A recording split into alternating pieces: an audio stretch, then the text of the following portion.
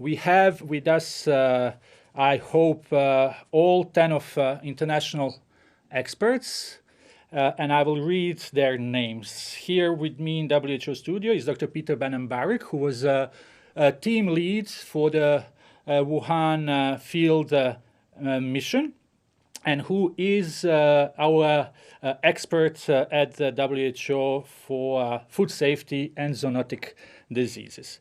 So the names, the full names and affiliation of international experts you can find on our website if you just look for WHO origin of the virus. But I will read just their names. We have with us Professor Thea Fischer. We have Professor John Watson, Professor Dr. Marion Koopmans, Professor Dr. Dominic Dyer. We have Vladimir Detkov, Dr. Hang Nguyen. We have Professor Dr. Fabian Lendertz, Dr. Peter Daszak, Dr. Farag Al-Mubashir, and Professor Dr. Ken Maeda. Before we start with the opening remarks, I will just remind journalists to be short with their questions, and we will take really only one question per journalist. So if you ask many, I will have to decide which one I like. Also, we will send after the press briefing all the audio and video material, and if necessary, some other material that Dr. Ben-Mbarak may be using in his opening remarks. With that, I will give the floor to Dr. Ben-Mbarak, and then we will hear from other team members. Dr. Ben-Mbarak. Thank you, Tariq, and welcome to all of you for this press conference. Let me, sorry for this. Small hiccup. So again, welcome. Thank you, Tariq, and welcome to this press conference on the result and outcome of the joint study into the origin of the virus that was conducted in Wuhan, China in January and early February 2021. We, as you know, we went there as part of a long process that started last summer, where we agreed on a series of studies to be conducted to help us in the process of better understanding the origin of the virus. And that was including a series of epidemiological studies looking into the human side of the start of the outbreak, looking at the earlier cases in December 19, trying to find earlier cases than the one we knew, and also looking at other data available prior to December, samples kept from that time, data from surveillance systems of different syndrome and diseases that could give us clue about the possibility of having earlier cases than December 2019. We also look at the market where the first case were linked to, the Huanan wholesale seafood market in Wuhan. And we also looked at many studies that were conducted in the past few months in China on different animal species, trying to find or have a better idea of whether some animal species would be harboring this virus.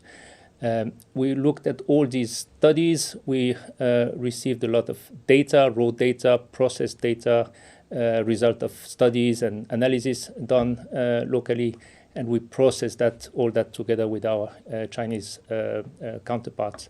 We also look at molecular and genetic data available to help us link all the other pieces together. We look at and analyzed all the sequences, genetic sequences of the virus coming from different sources in December 19 and January 2020 to try to give us a better picture of what we could find about the start of this event. In terms of key data we looked at on the epidemiology side, we looked, among other things, into data coming out of different surveillance systems. In particular, surveillance system looking at cases of fever, cases of unspecified pneumonia, ILI, and RE systems, which are respiratory syndromes that are picked up by different health facilities. So we look at more than 76,000 cases of these symptomatic individuals in the months before December to try to look if anything there could look like COVID cases that had not been picked up before. But at the end of the day, we didn't find anything. But this is only a first set of studies, and among other things, our recommendation is to look back in more detail into many of these data sets. We also look at the data around the confirmed cases in December 2019. The 174 cases we know were confirmed at that time in Wuhan. And there clearly, during the second half of December, we could see a surge of cases, both among the ones linked to the market, but increasingly as we move towards the end of December, increasingly cases not linked with the market, indicating that the disease was already at that time spreading outside in the different part of Wuhan. Therefore, the more we move into the second half of December, the less relevant the market itself become, because then the disease is spreading around. We also look at data from mortality statistics data to see could we see any excess mortality, any sign of an excess number of deaths in the period before December 2019 in and around Wuhan and also elsewhere in the province. And we could not see anything happening before December. And clearly looking at this type of data, we could see that an upsurge of mortality in the numbers of deaths somehow in January, towards the start of January 2020 in Wuhan, compatible with the fact that the number of cases was growing already at the end of December in the city. And we also could see that outside Wuhan, this increase in mortality came a little bit later, indicating again that the event, at least in the province, started in Wuhan and then moved more and more outside Wuhan. We also look, of course, at the market, the Wuhan market. We went there, and it's a closed market now for more than a year, but it was still very interesting to see the setting, to see the state of the physical environment in which these events unfolded more than a year ago. And we also were able to map the entire market. It's a huge market with more than 1,500 vendors and shops, and mapping all of them with the different type of product they were selling, different type of meats, poultry, seafood, wild animal meat, etc., and could link that with both the positive environmental samples that were found in different surveys in the market, but also with the human cases, in particular in the early days of December. And by putting all these data together with the sequencing data, we could show that the virus was circulating in the market as early as the beginning of December 2019, but there were also cases not related to the market outside the market of the Wuhan market, with slightly differences in the genetic makeup of the virus these cases had, showing that there was probably some circulation in different parts of the city unrelated to each other.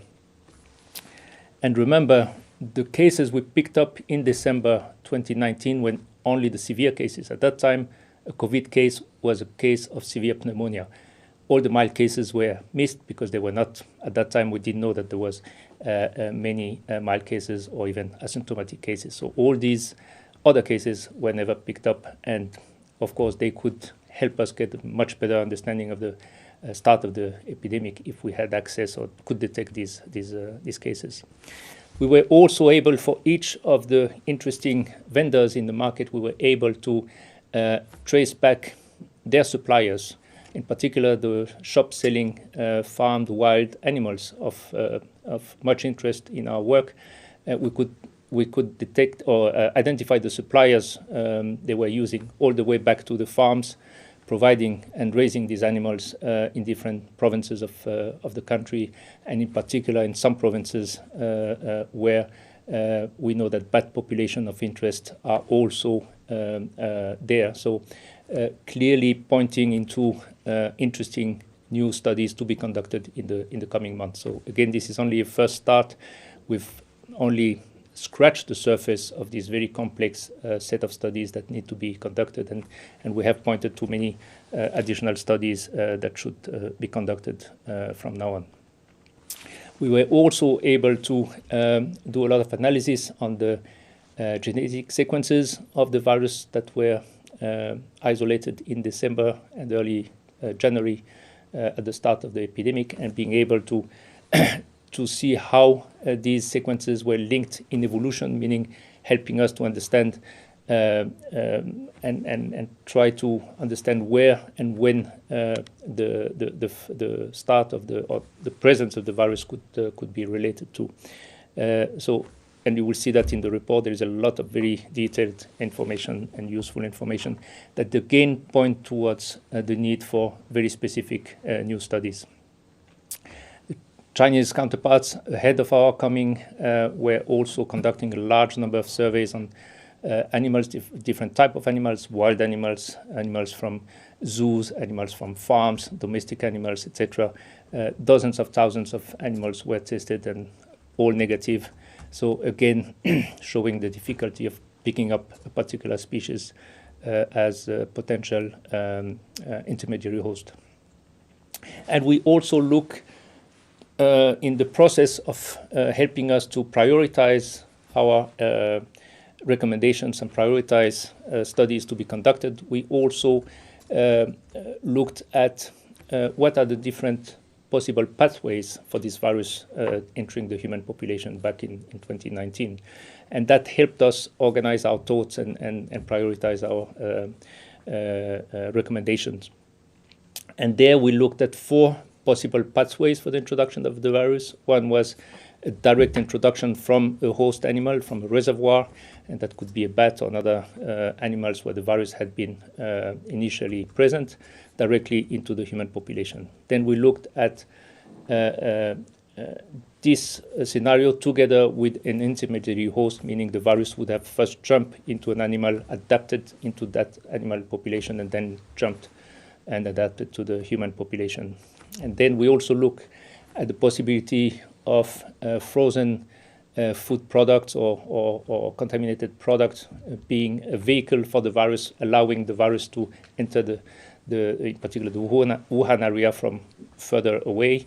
And there this interesting lead into frozen farmed wild animal products present and sold in the market, in abundant markets, are very interesting and warrant further studies to explore that hypothesis. And the last one, of course, was the possibility of a laboratory accident or leak. And in doing so, we looked at all the argument for and the argument against we had for each of these hypotheses or each of these pathways. And we tried to stay to what are the arguments we have, the hard facts we have. We tried to stay away from suspicions, ideas, theories, and so on, because we couldn't really use that in a systematic way for all the hypotheses to help us moving forward.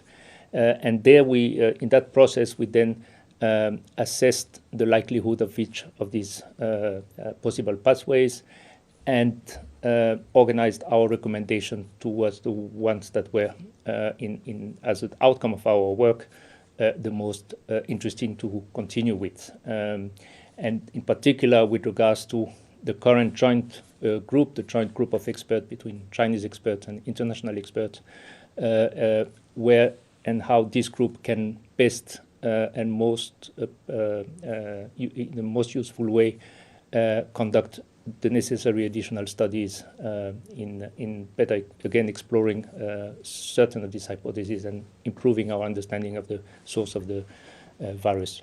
In closing, I'll just say that it has been an incredible experience.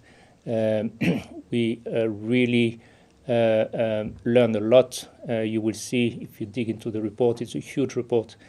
Can understand the challenge of going through that in a short period of time, but it's a huge report with a lot of new knowledge, a lot of data, a lot of new information. And I think a lot of work will continue to come out of these initial studies. We also, of course, have to thank hundreds and hundreds of people who made this work possible, both in the host country in China, facilitating all our work, gathering data, generating data together with us, but also huge logistical challenge to get us to Wuhan and stay there for a month. As you know, traveling these days is not easy. Bringing an entire team from outside is not easy. So it has been really a challenging time for the whole team to get there, do the work, and came out again. So on this, I would like to thank you all and give the floor over to Tariq. Tariq, over to you, please.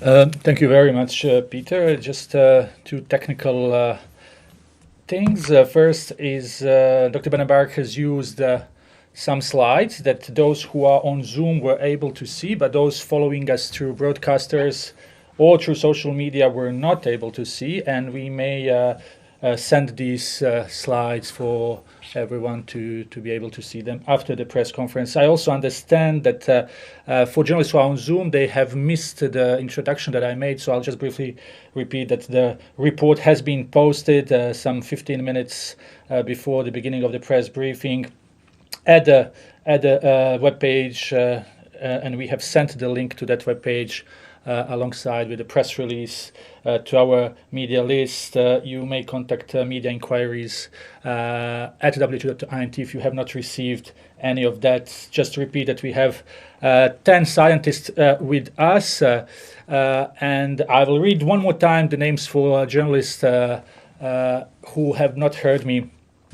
the first time. So Professor Dr. Tia Fischer, Professor John Watson, Professor Dr. Marian Koopmans, Professor Dr. Dominic Dwyer, Vladimir Datkov, Dr. Hung Nguyen, Professor Dr. Fabian Lendertz, Dr. Peter Dajak, Dr. Fargal Mubashir, and Professor Dr. Ken Maeda. Their affiliation and places they work normally you can find on our website. So after these opening remarks from Dr. Peter Ben-Mbarak, we will go to the three co-chairs of subgroups. So first we will start with Dr. Tia Fischer, who was co-leading the group on epidemiology. Professor Dr. Fischer, the floor is yours. Thank you very much, and thanks so much for a very strong presentation made by the entire team, but presented by our team lead. It's a pleasure to reach this day with the final publication of the report. And I think Peter has already really worded it very well. So from the EPI side, I would just like to underscore the main findings. They are our preliminary findings, of course, as this is just the very first step on a expectedly long trip to find the origin. But we have managed to come quite far with the joint work. And you have to remember this is based on 28 days of international travel to Wuhan, of which only 2 weeks, 14 days, were working actually jointly together in the various teams and in the entire team. So from the EPI side, we have been reviewing thousands and thousands of data points. We have reviewed data points of respiratory surveillance data. We have reviewed data points of mortality data. We have looked at pharmaceutical data. And we have looked specifically and zoomed in on the already known early cases from December 2019 in Wuhan, all in all trying to get as much information as we could, looking for early cases, looking for previous smaller epidemics that were not yet identified.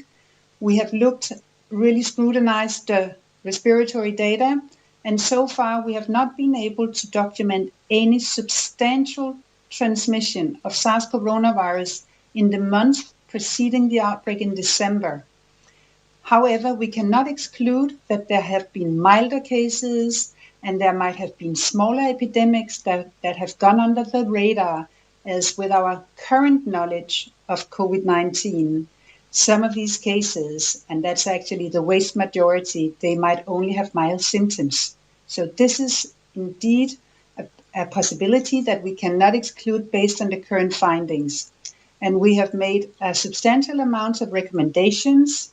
Some of the data we will recommend to revisit and re-review jointly, and that would be the next step forwards. And in addition to that, some of the very important recommendations are also that we will jointly undertake a serology study looking at blood donors who are otherwise healthy people and look for any traces of SARS-CoV coronavirus antibodies in these populations in the months preceding the outbreak. So all in all, many important first preliminary findings, many important joint recommendations for the next steps. And we welcome the questions you will have to the work we have today presented here, both in the presentation and in the report on the joint IPI and the joint international team. Thank you. Much, Professor Fischer. Now we will go to Professor Dr. Marion Koopmans, who was co-leading a subgroup on molecular epidemiology. Doctor? Yes, thank you, Tarek. Also, very briefly, so just to emphasize that part of the work in the molecular epi team has been trying to see what we can learn from bringing together virus genomic data. We've all learned in this pandemic how important genomic data can be. We are seeing that used every day now. So we've really done an effort to look at the earliest available data, bring that together from different laboratories, and going back to the original data and re-analyzing them to see what are sort of the golden sequence data from that first episode and what can we learn from that. And that may seem like a very simple endeavor, but in reality it is not, because molecular data are generated in laboratories and they are released, for instance, through the global database GISAID, but then they are not linked with the patients that they came from. So that was a piece of work that was needed in order to really see how the molecular data could help reconstruct the early phase of the pandemic in Wuhan. And the key conclusion there supported already the findings from the epidemiology that the market in Huanan has been an important amplifier event, but that there also already, at the time of those early cases, was some virus diversity, telling us there was some chains of transmission missed. So we have to dig back a little bit further. And then there's also this, so what was summarized is all the genomic data that is out there now also from animal surveys before 2020 and since, and what we can learn from that about plausible hypothesis for reservoir species. And all of that is described. So I will leave it at that.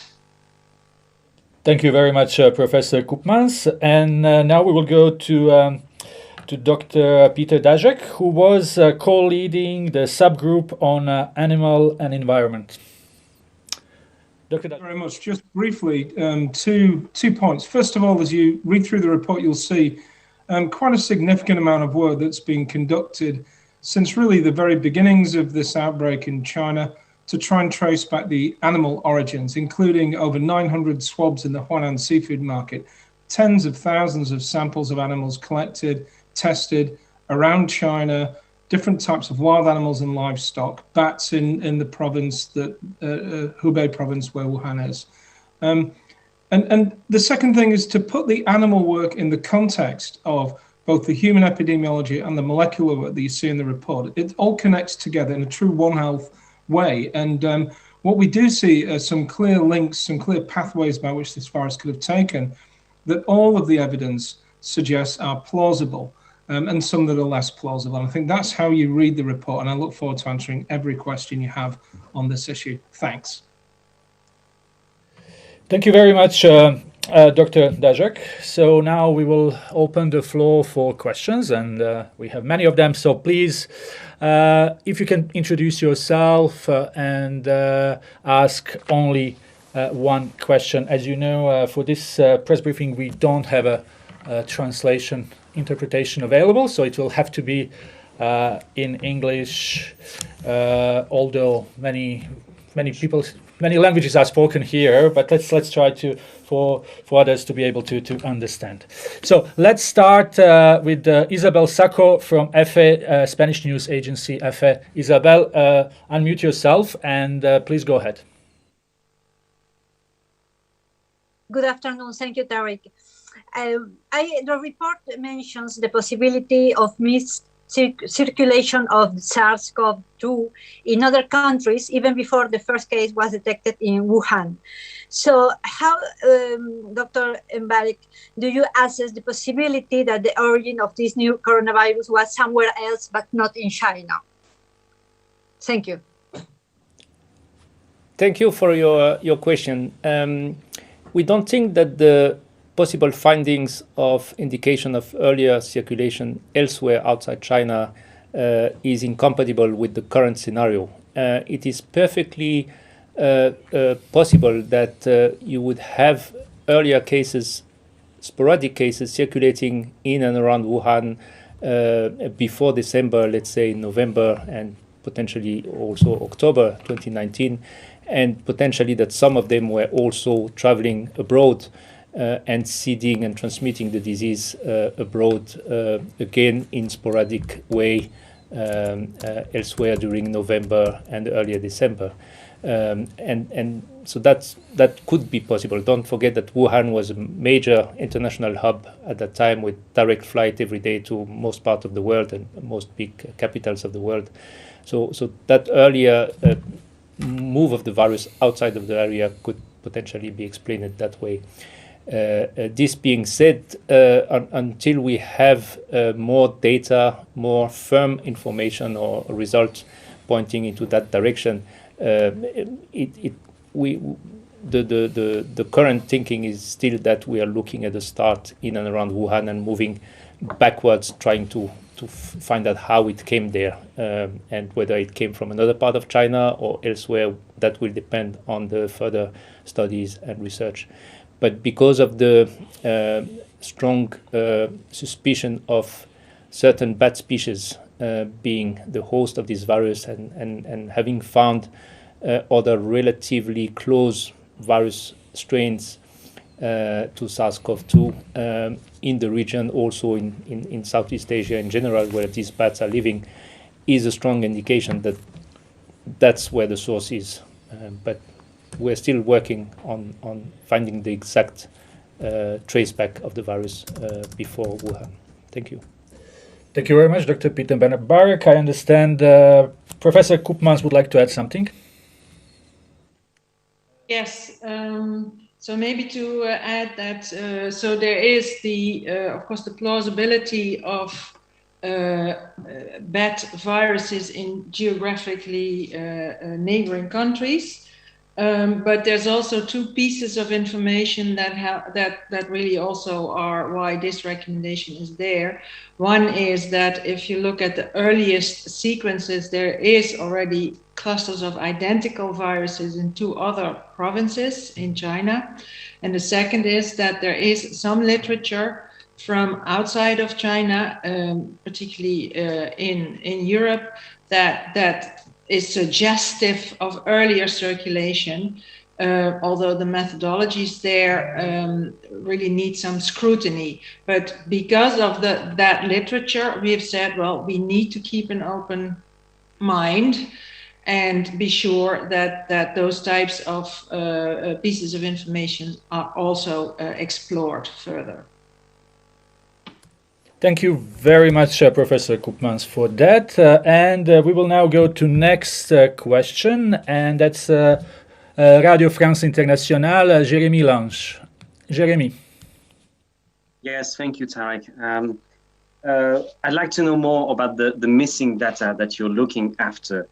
How confident are you that China will transmit those data to upcoming missions to Wuhan if they ever happen?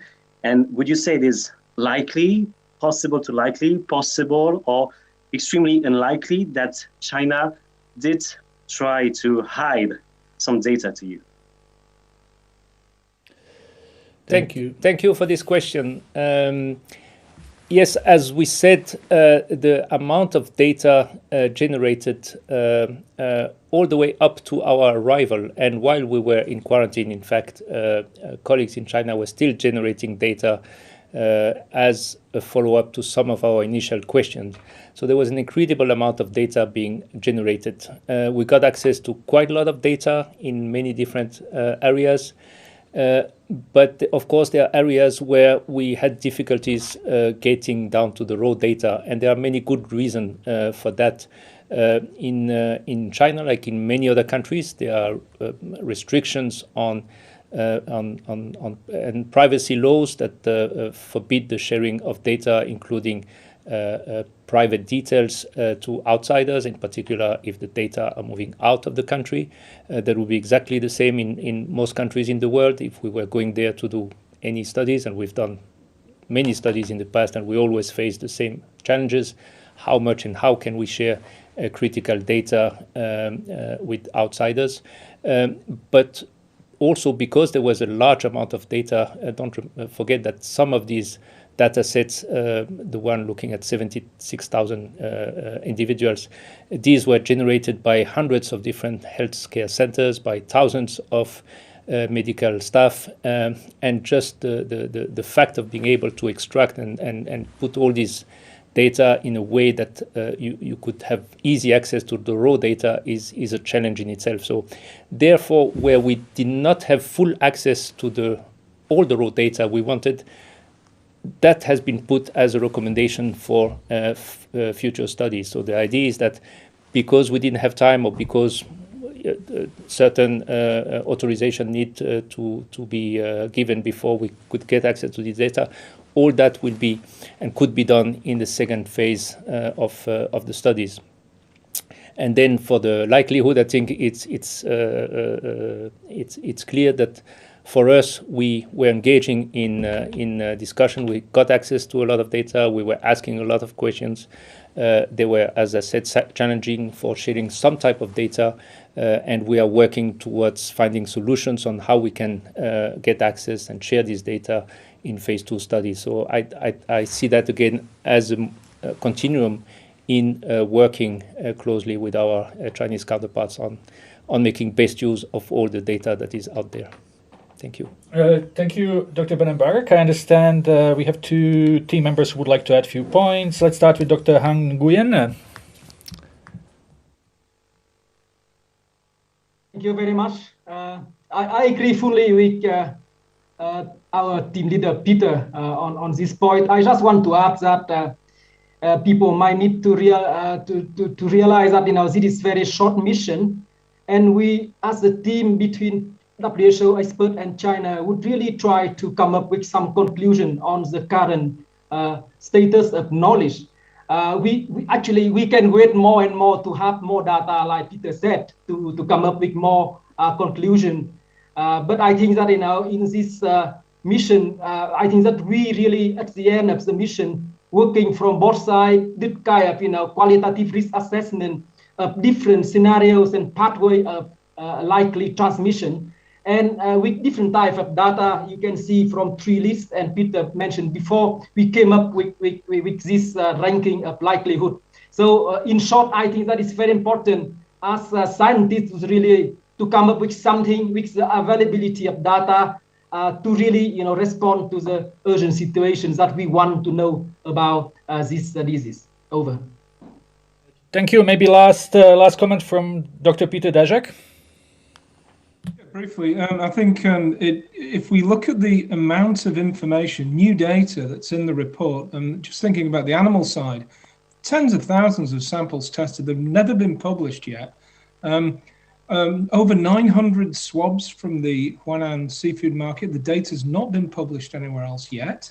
And in the process of doing this work, we did go backwards and forwards with the China team and asked for them to do further analyses, provide more evidence, more information, and they did that. So I don't think it will be a problem to continue this momentum. If we look at the recommendations, China has agreed to follow those recommendations, and we really look forward to continuing that work. If the current report is anything to go by, we should expect to see significant new amount of information coming out in the future. Thank you very much to all three team members on this answer. Now we will go to Xinhua News Agency, and we have Du Yang with us, if I'm not wrong. Can you please unmute yourself and go ahead? Yeah, can you hear me? Yes. Okay, thank you for taking my question. What would WHO comment on the cooperation from the Chinese professionals and colleagues during the mission in Wuhan? Is there any plan from WHO to further the study on the animal source of the SARS-CoV-2 virus, or to send a mission to countries or regions other than China for the study? Thank you. Thank you very much for this question. I think the size of the report and the amount of material and results and analysis and data in the report speaks for itself in terms of how the collaboration went. There would never been anything like that if we did not have a very strong and good collaboration with our colleagues in China. We would then have ended up with a very small report with very few results, very few studies presented. So I think this speaks for itself, and just look at the amount of results there. That will tell you everything about the depth and the intensity of the collaboration between the entire members of the whole members of the team. This being said, it's clear that there is still a lot of work to do. There is still a lot of studies and good leads that are in the recommendation of this report. This is a set of recommendations that comes out from the joint team, from both sides, from all the members of the team. Everybody stands behind these recommendations. And we anticipate that many of them, if not all of them, will be followed through and will be implemented in the coming weeks and months, hopefully, because we owe to the world to find or to get a better understanding of the origin of this virus. This virus has really created havoc on the planet and a crisis we have never experienced before, any of us, and really this is the minimum we can do, is to try to understand what happened, how it did happen, why, and try to prevent something similar to happen again. Thank you. Thank you. Professor Koopmans, would you like to add something? The question was addressed to WHO, but maybe as part of the external scientist team. It's good to explain how that collaboration came about. So we were starting online in many meetings before the departure, then had a lot of online meetings during our quarantine, and then had 2 weeks where we were able to meet in a big room face to face. And that's, of course, what you need to really get to know each other better and to work better. So I think it's really important for everyone to realize that it takes time to build up a collaboration, a spirit in any project, whether that's in this situation or in a new project that you run at home. And given those limitations, I personally think we've come very far in the collaboration.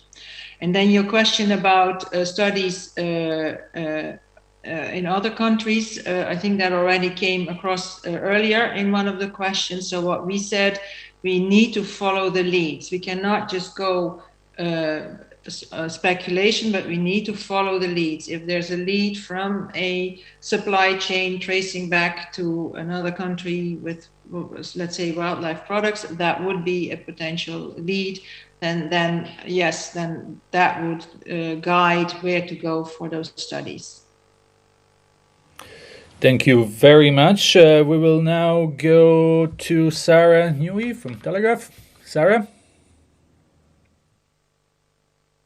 Hi, thanks for taking my question. I've seen the comments from Dr. Tedros to member states this lunchtime or earlier today, and he talks about the lab investigations into the lab not being extensive enough. I just wonder what your reaction is to that, and is that theory still going to be explored in future studies? Thank you. Thank you for your question. As you know, the team was a team put together to do joint studies into the zoonotic origin of this virus as per the World Health Assembly resolution of last May in collaboration with our partner agencies. And this is what we put together and initiated starting last July, and will continue in the coming months. We looked at the different hypotheses, as I outlined earlier on, among others, the lab incident possibility. This is the first time that we have been able to discuss openly this possibility. Initially, it was just speculations all over the place, as you remember, throughout 2020. Now we have a process to discuss it. We've put it in our report. It has been assessed. And of course, since this was not the key or main focus of the joint studies, it did not receive the same depth of attention and work as the other hypotheses. Also because that was the assessment that it was not something where we could see strong indication that was something we should look into. And therefore, it was ranked as the least likely, so to speak, of the four possible pathways. Not saying that it was impossible, but not the one we would start initially going deeper into and focusing our attention on. But this being said, of course, if others and if there is a need to further explore this and potentially other hypotheses, of course, we will continue to look into this hypothesis. We have also all along said that as soon as there is new data, new evidence, new information for any of these hypotheses, we would put that into the assessment and reevaluate any of these hypotheses. So it should not be seen as a static product. It's a dynamic product. It will be fed by the result of new studies, of new evidence coming up, by new analysis. And therefore, it's important that the entire world is supporting this work, is contributing constructively into the analysis, into the studies, supporting them, etc. So we collectively can get through it and get to the bottom of this event and better understand the origin of this virus. Thank you. Thank you very much, Dr. Benenbarek. Let's go to next question. We have MBC and Kier Simpson. Kier?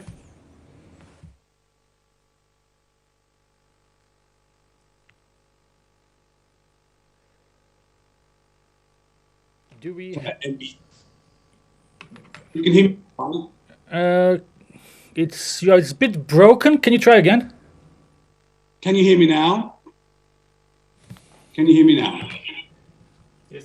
Yes. Okay, great. Kier Simmons at NBC News. One question just about the report you've published. It refers to appendices, to annexes. Have you published those? And can you just help us navigate where to find those? And then a question substantially about the report. The report has very few clear-cut conclusions. So why would you not maintain an open mind about what is worth investigating?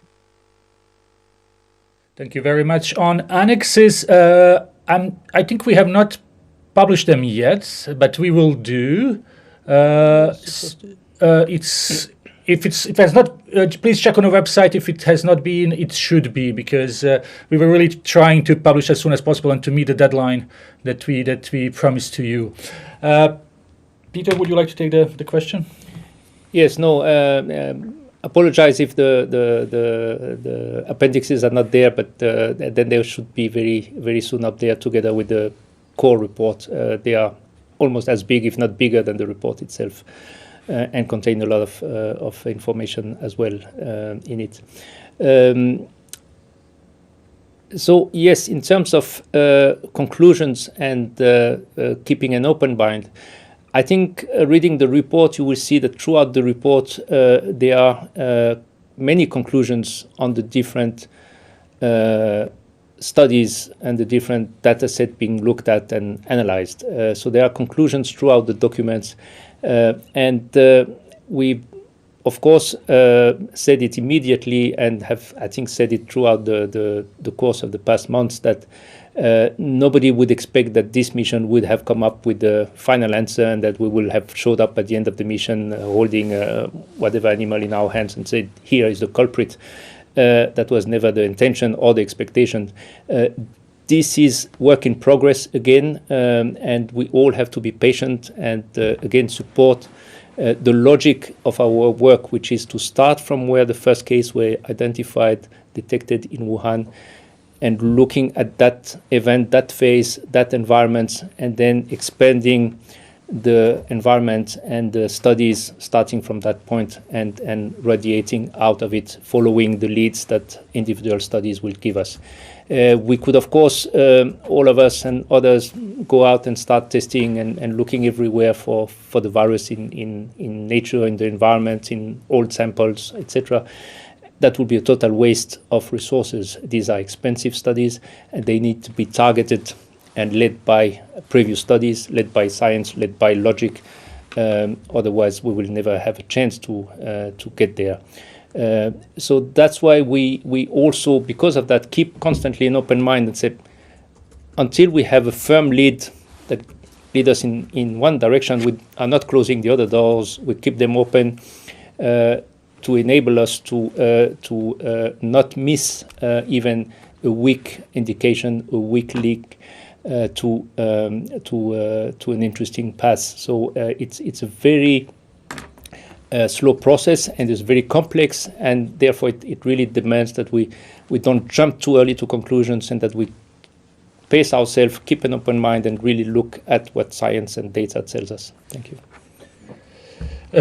Thank you very much. Let's go now to NHK, Japanese media, and we have our friend Shoko. Shoko, please unmute yourself. And before I give you the floor, I'm just hearing from colleagues that annexes are being formatted and will be uploaded soon by our web team. Shoko? Hi, can you hear me? Yes.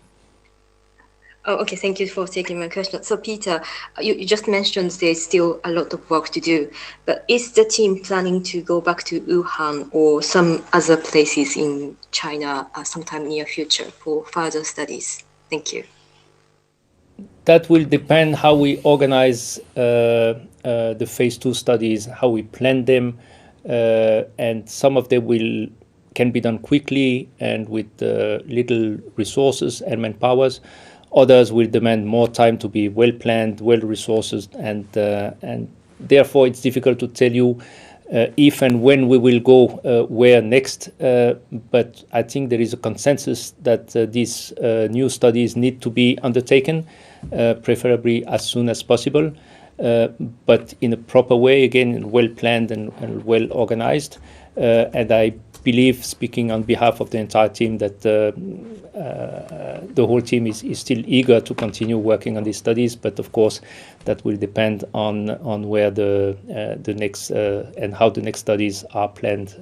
But we hope that these will start very soon, and that we will. We know that some of them are already ongoing, so we're not just staying and waiting for new studies to be done. Some are already ongoing. Some are continuing from where we left in early February in Wuhan and elsewhere. And we know that other researchers around the world are also contributing by initiating new studies in support of this work. So it's a very large body of work that is in the pipeline, and it's a very dynamic environment. And we, as I think Peter and others said earlier, we expect to see a lot more new, useful and exciting information coming up of these many studies. Thank you. Professor Koopmans, would you like to add something? Yes, maybe good to understand that. So there is ongoing work, like the work that has been evolving, but some of our recommendations really require development of a full protocol, get funding, get assays set up. So it's also important to realize that that will take time, and this team is dedicated on helping to get those studies established, but it will require some time to get there. Thank you. We have Professor Dominic Dwyer who would like to add something. Oh, look, I just wanted to make the point in all of these questions about the data and what was available and what we reviewed and so on, and also in the context of future studies. I think it's worth remembering that this outbreak was an extremely difficult thing for the people and the medical system and the community to handle in Wuhan at that very stage of the early stage of the pandemic. I think we've got to remember how hard it was for them and how they are operating in a system without any information. We can argue the toss about data and what it showed and what it meant, but at the end of the day, there are people at the end of all of this data, and I think we need to bear that in mind. And I think that certainly us as an international team very much respected the difficulties that people had during this time. So I think that's an important point to remember in all of these questions. So thank you.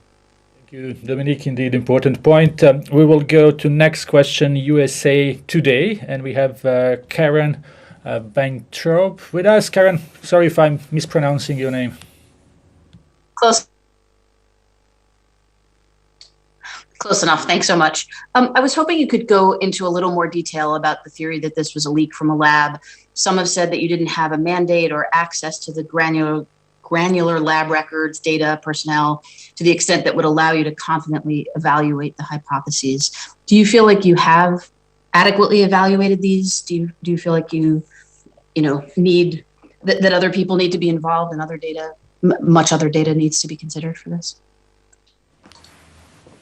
Thank you, Karen, for the question. Yes, as you said, that has been a theory and a speculation floating there for a long time. And frankly speaking, that was probably the first reaction of everybody at that time, early January. Has the lab a role in this? Everybody who knew that there was a lab in Wuhan, or several labs, by the way. Even the staff in these labs told us that was their first reaction when they heard about this new emerging disease, or a new coronavirus. It is something coming out of our labs or work. They all went back to their records and worked to try to find out if there was a link, but nobody could find any trace of something similar to this virus in their records or their samples. So it has, of course, been a logical, natural speculation by everybody at that time. But apart from that idea that there is a lab nearby or several labs nearby in the same city, so there must be a link. Apart from that, nobody has been able to pick up any firm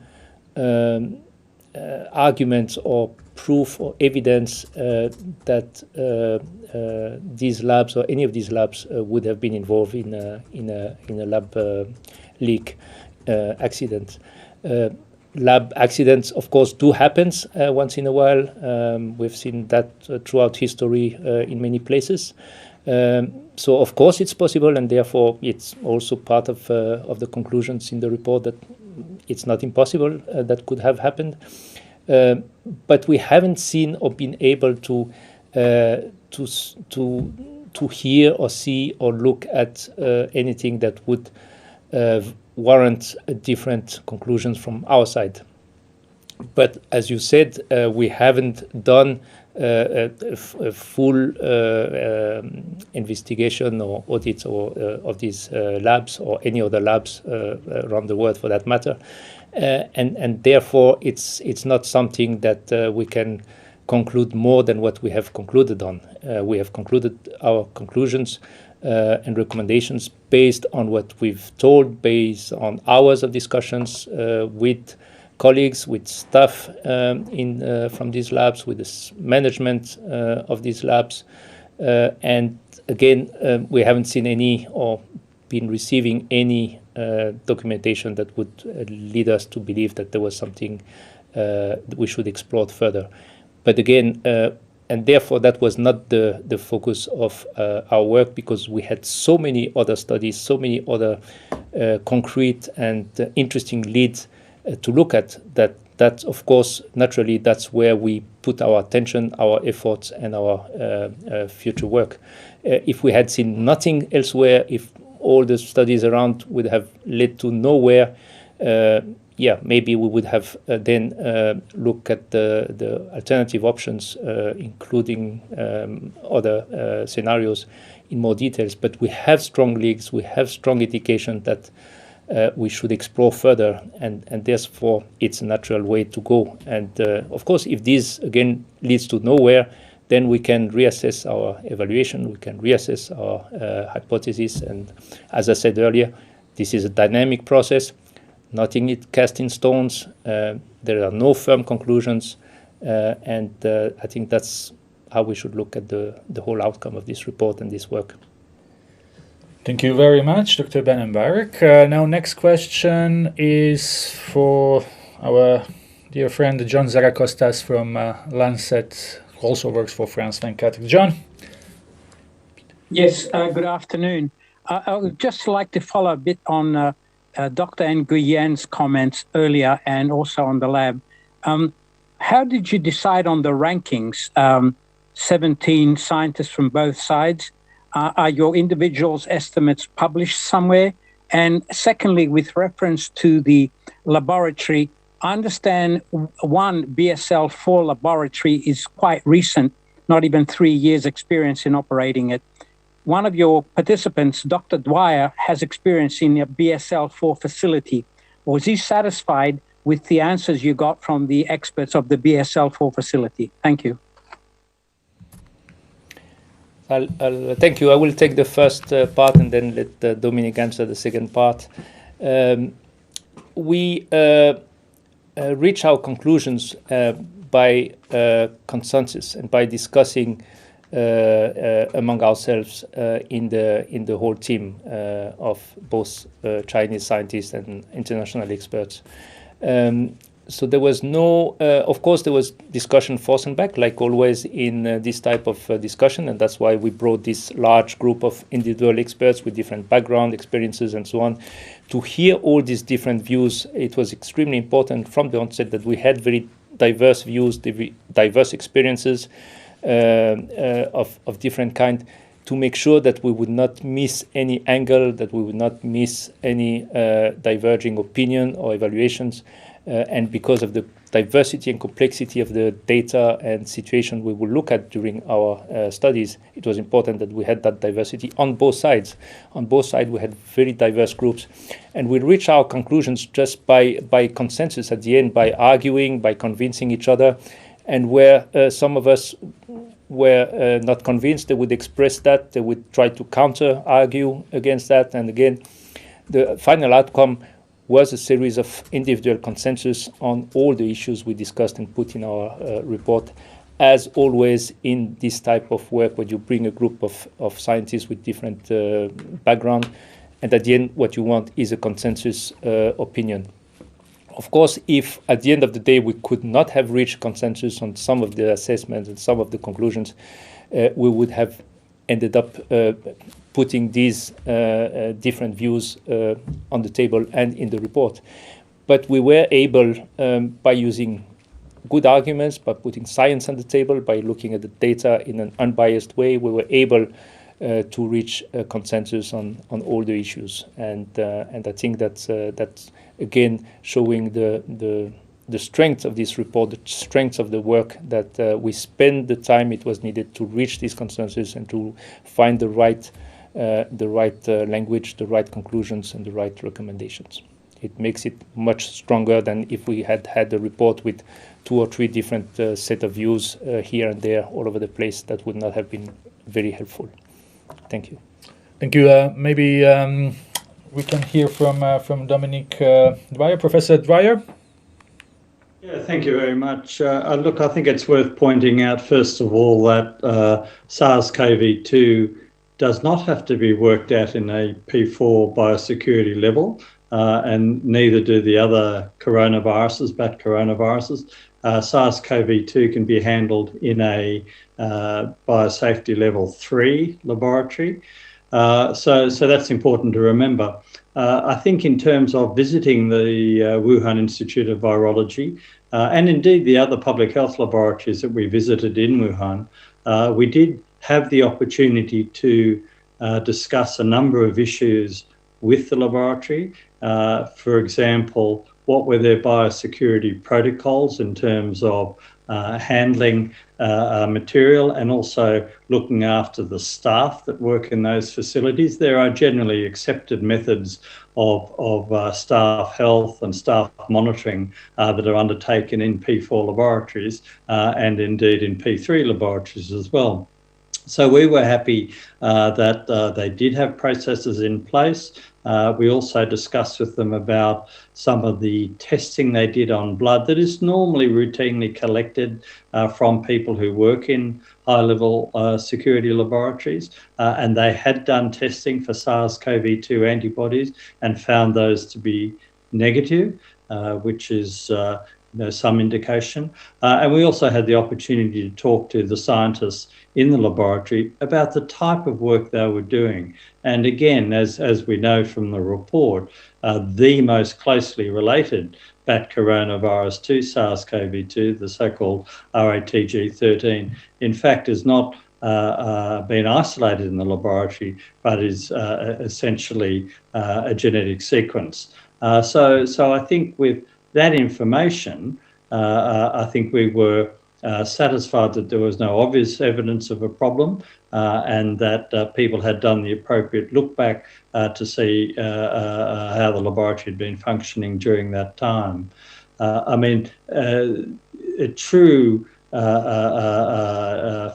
forensic examination of a laboratory, like one might do other types of forensic examinations, is a much more complex process, and that's not what we are there to do. So I think that's important to remember.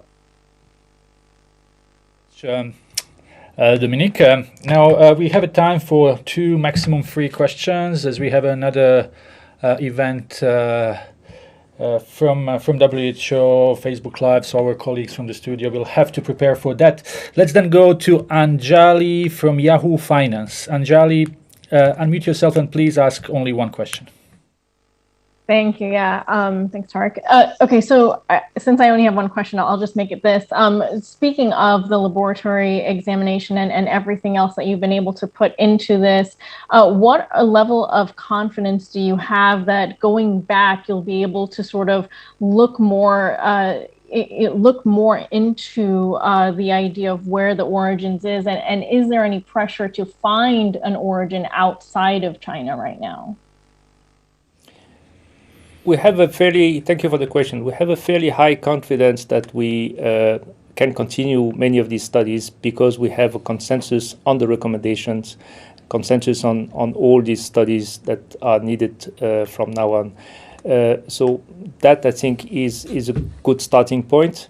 And with regards to where the origin might be and whether there is pressure from one side or the other side or from China to look elsewhere, of course, nobody wants to have an origin in your backyard, but we are again following the science, we're following the leads, we are going step by step, and we already know that, and we have recommendations for studies to be conducted outside the borders of China, because it's relevant. Looking at bat populations that are crossing the borders and looking at them across the borders is a logical step. Looking further into the initial reports of positive samples in other places elsewhere in the world is needed, is warranted, is again continuing exploring the different leads, the different paths, the different information we get from previous studies. So again, open-minded, following the science, logical approach, step by step. That's the way forward, and we will see where that leads us. Thank you. Thank you very much. Let's go to next question. We have Christian Ulrich from German news agency DPA. Christian. Thank you, Tariq, for taking my question. Dr. Mbarek, you have said in an interview with Science magazine that politics was always in the room and that there were dozens of people on the Chinese side that were neither scientists nor in the global public health sphere. Can you tell us what kind of pressure there was, if there was any, from the Chinese side in the direction of the investigations and also in the formulation of this report? Thank you. Thank you for your question. And yes, I think there was that's accepted by everybody. There was a lot of attention, a lot of pressure on all this work. We also had the entire world following every move we made during our stay in Wuhan, whether during quarantine or after the quarantine, the first quarantine period. And of course, there was a lot of interest from all sides. And I think, as you said, of course, there was political pressure from all sides, also outside China. But I think we were able to create a space for the science, a space for the two group of scientists that were together. We had nothing to hide, so there was no problem working in an open environment and sharing our work and our discussions as we had them. We also attracted a lot of attention during our visits to different sites, of course, both from the media, but also from the local populations, from the staff of these places we visited, etc. And of course, there was a lot of attention from our host country to follow and making sure that we were able to work and interested, of course, in our discussion, in our work. We were never pressured to remove a critical element in our report. As I said, the report is something that all the scientists on the joint team can stand behind and have supported. And we have all fought for our ideas and beliefs to be in this report. And I think we have all contributed and can recognize our footprint in this report. So I personally, I'm very proud of this report, and like my other colleagues, we all stand behind it on both sides, despite all the interest and the pressure and the immense difficult environments that we have faced over the past few months. But again, we are also extremely pleased to have seen this interest and this pressure in a way around us. It has made our work more interesting, more challenging, but also more dedicated, because we could feel that there was no time to rest, there was no time to even sleep. We were really interested in making every possible effort to get this work done the best way possible, and I think we have achieved that. Thank you. Thank you very much, Dr. Ben Mbarek. Let's take a question from Robin Millar from Agence France Presse. Robin.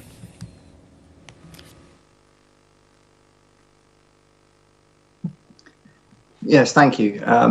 If I could just ask, what did you think was the most interesting finding from your mission? And how confident are you that your work will eventually lead to identifying the source of the pandemic? Thank you. It would be difficult to pinpoint one particular result. I think there are so many exciting results coming out of this work that it would be difficult to pinpoint what I will think that finding the suppliers, the farm supplying wild frozen animal products to the market is an exciting lead, is an exciting finding, and I can't wait for going back to these farms and their environment and try to move forward and find something there. I think the genetic work linking the sequences and genetic sequences of all the strains of December 19 and seeing how these are linked, and also seeing possible link to parts outside Wuhan is an exciting findings. I think all the findings on the epi side around the early cases to see how the different surveillance system data can be linked together, the data on excess mortality contributing to understanding how the disease was spreading in December in Wuhan is exciting. All the data from the animal side, new finding of related viruses throughout the region is an exciting new piece. The large number of animal studies that have been conducted is also interesting and exciting, not mentioning all the science data on the virus, its persistence in environment. There are really a lot of very interesting leads and exciting results here. It's really interesting, in particular from a scientist's point of view, to see how much there is to look at and how much we've discovered already. Thank you. Professor Koopmans wanted to add something. Yeah, of course, Peter said it all, but I'm excited by just the sheer size of this endeavor and how important it is to go from broad. So many of the studies now, as that is typical in an outbreak investigation, have been based on convenient sampling, have been casting quite a broad net, but have now provided us with a very deep dive into what happened the early phase of this pandemic. And that really provides a solid basis for more detailed follow-up questions on the serology. Where would we want to target this? What are the places with the earliest evidence of circulation from the genomic data? And that can that really will help us target the follow-up studies. So that's what I'm really excited about. Going from the wide casted net to, okay, next phase study. So I think that's what is really nice about this approach. Thank you, Professor Koopmans. Dr. Daszak wanted also to add something.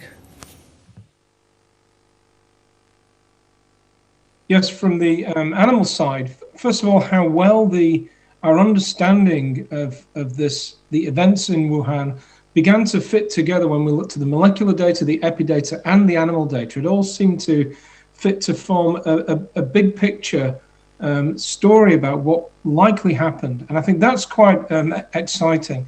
And, we went there with open minds. We all did. We didn't know what we were going to find. We didn't know what data we were going to be shown. From the animal side, it would have been incredible to have a bat with the exact same lineage of viruses. We didn't see that yet. That will come in the future, I think. What we did see on the animal side is clear evidence that the Chinese scientists showed us. They found this information out from the market, that there was a pathway into that market of animals that we know are coronavirus reservoirs, are able to carry coronaviruses from places where the nearest related viruses are found. What that does is it shows you right there and then there is a pathway that this virus could have taken to move 800,000 miles from the rural parts of South China, Southeast Asia into this market. That was exciting to see that. Thanks.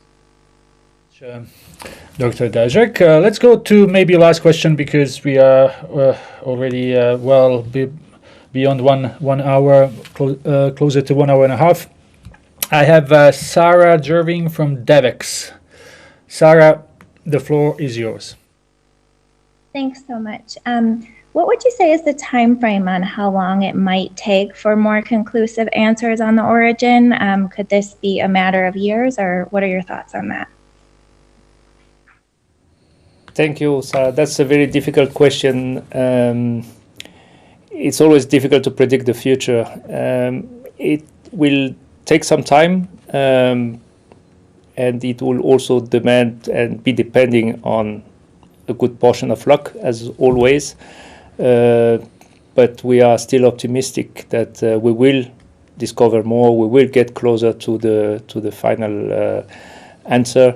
But when and how long it will take, that's very difficult to predict.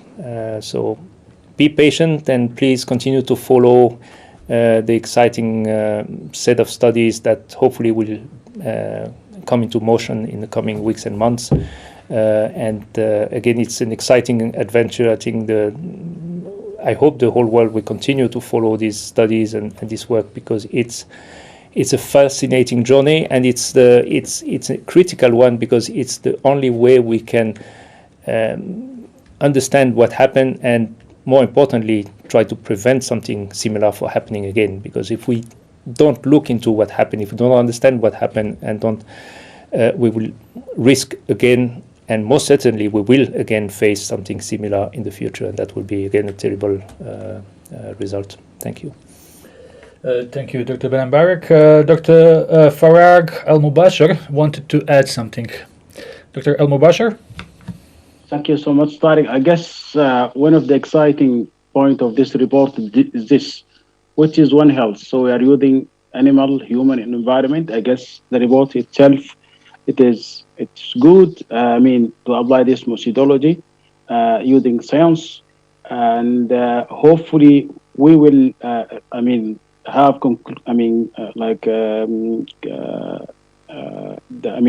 the confidence to have the origin. This is one of the exciting points. I guess our respected journalists, they need to take a cup of tea and sit and read this comprehensive report. Thank you so much. Thank you very much. I hope all journalists will do exactly that. Take a drink, whatever it is, and read the report. I would maybe now just turn to some final remarks from some of our team members. I will start with Hang Nguyen, who wanted to have some final thoughts.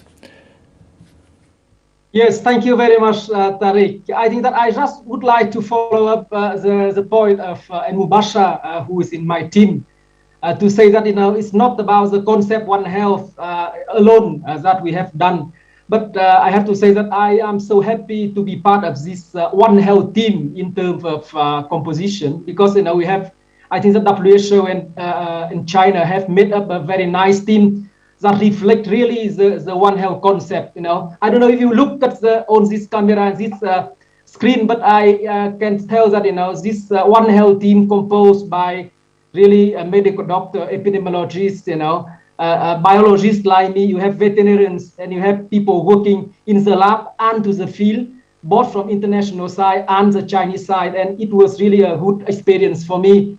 And I think that the complex issue of the pandemic, the COVID-19, really needs this One Health and One Health team. Not only us, but as a One Health team, they want to work together, and that should be the way forward that we start sometime with the phase 2. Thank you. Thank you very much. I see that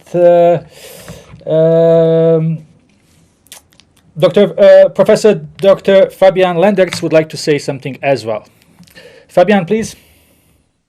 Yes, thank you very much. I very much agree to the previous said. Perhaps for those people who are a bit impatient and wonder why does this all take so long to find out the origin of that disastrous disease, please read the literature. There are some excellent books on the origin of other zoonotic diseases. It always took many months or years, in some cases 1,500 years, like when you look at the origin of measles, to find out what really happened.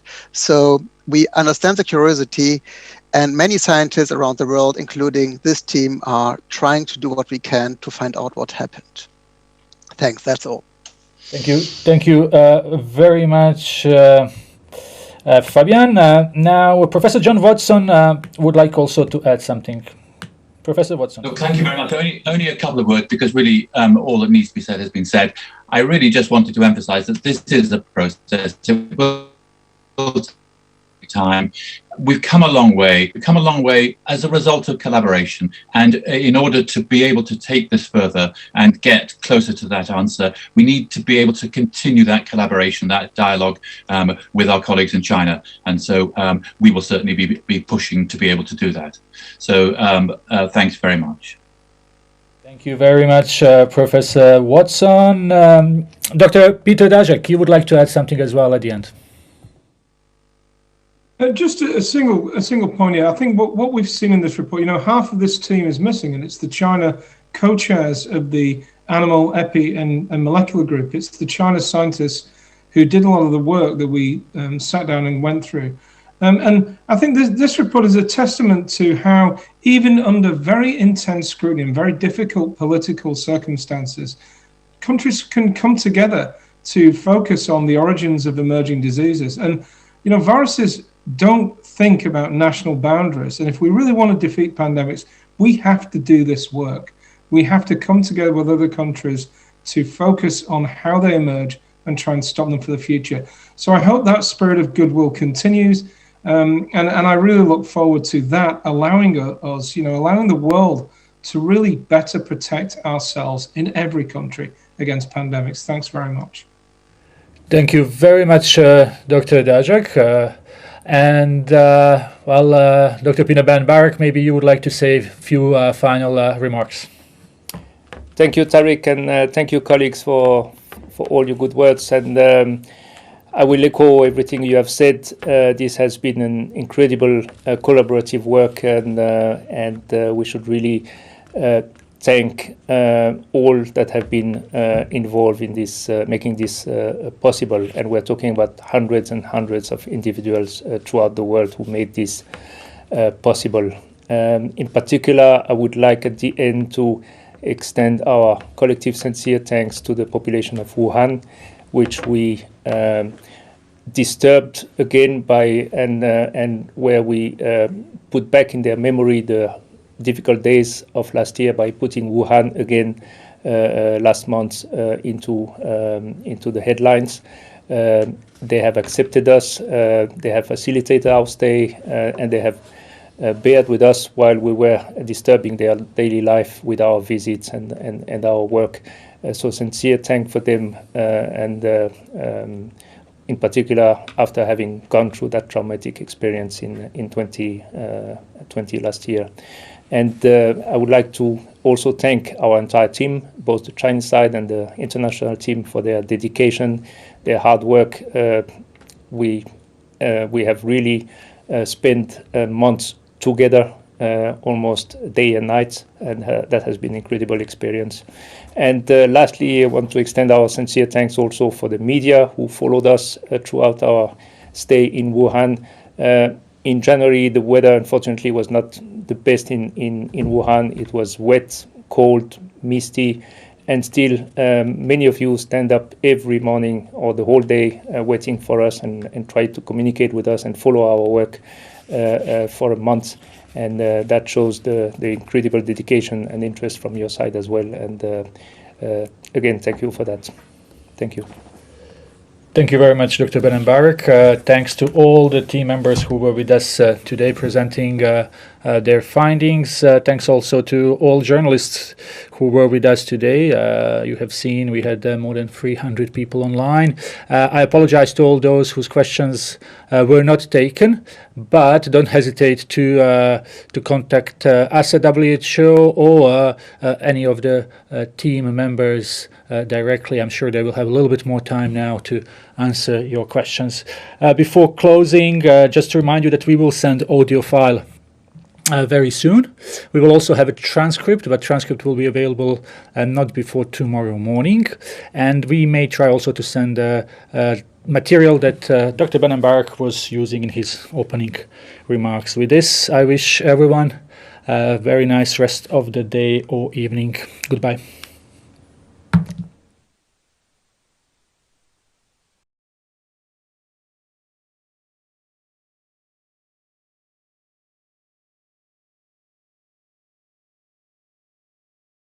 Pocket for the Reuters Live service.